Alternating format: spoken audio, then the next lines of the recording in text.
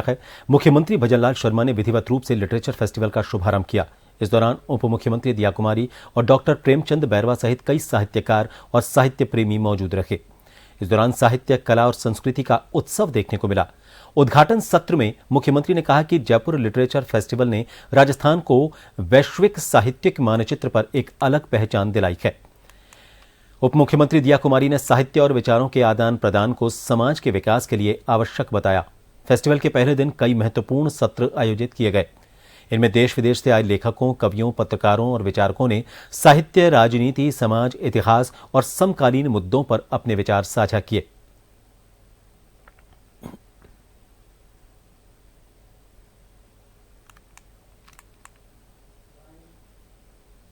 अगले 5 दिनों तक विचारों का महासमर बनने वाला है। मेरा आप सभी से अनुरोध है कि इस अवसर का पूरा लाभ उठाएं, चर्चाओं में भाग लें, प्रश्न पूछें, नई किताब खरीदें, लेखकों से मिलें, साहित्य को जीवन का हिस्सा बनाएं। अगर इस तरह की साहित्य योजना नई पीढ़ी में ऊर्जा भर रही है।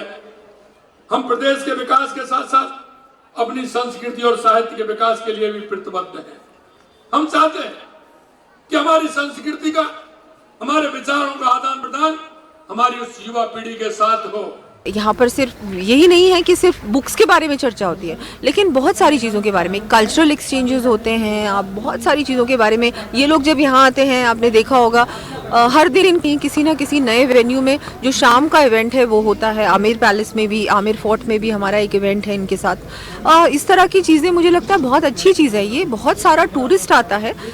सिर्फ 5 दिनों में मुझे लगता है लाखों की संख्या में लोग यहाँ पर आएंगे सिर्फ लिटरेचर फेस्टिवल को विजिट करने और यहाँ के टॉक सुनने। तो लगभग हर राज्य में ये देखने को मिला है कि कहीं ना कहीं या तो मैपिंग में, गिनती में, जोड़ने में जो फाइनल लिस्ट होती है उसमें अपील आती है, कहीं ना कहीं गड़बड़ियाँ सामने आ रही हैं। मैंने प्रदेशवासियों को, हमारे जितने भी हमारे एजेंट्स थे, सब कार्यकर्ताओं को कहा कि मुस्तैदी से समय सीमा से पहले अपने नाम जुड़वाएं, लेकिन जो फाइनल लिस्ट बनेगी उसके अंदर आपत्तियों को बेवजह एक्सेप्ट ना किया जाए, ताकि जो नागरिक जिनको अधिकार वोट डालने का है वो वंचित रह जाएं।